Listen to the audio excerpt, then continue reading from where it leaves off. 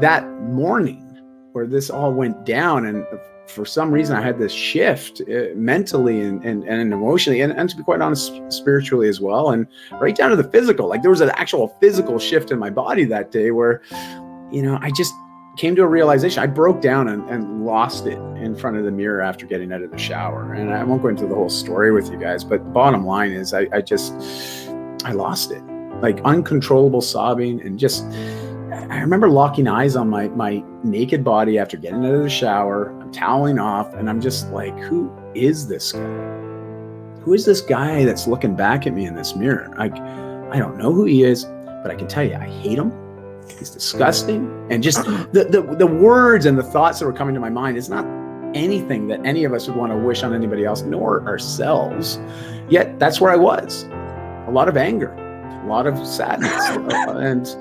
and it was weird, but in that moment, I started reconciling certain things, and I started to realize that, what, the only person that's to blame for getting this way and for making this my reality was me.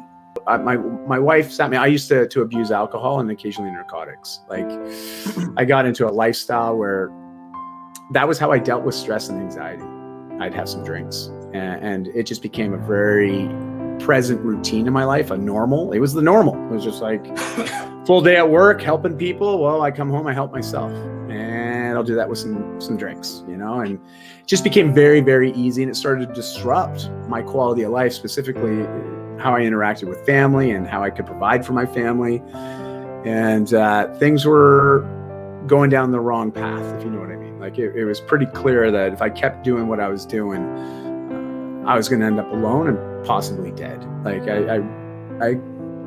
it was a pretty dark time. And my wife asked me a question as we were discussing the potential of us separating and ultimately divorcing. Her taking my kids, who at their age, 11 years ago, they were 4 and 6. So 2 girls, both under the age of 7. Here I am building a company and just, gosh, guys, it was just hard. You know what life's like when it's just like, oh my gosh, everything's coming at you. And it's just like, wow, it's overwhelming. My normal action would be, well, just uncork a bottle. It'll be okay. I'll deal with it tomorrow. Right. And that was just how I would deal with these moments. And she asked me a question. She said, Dai, are you being the type of man you'd want your daughters to marry?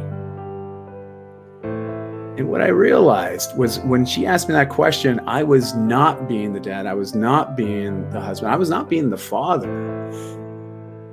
That I would...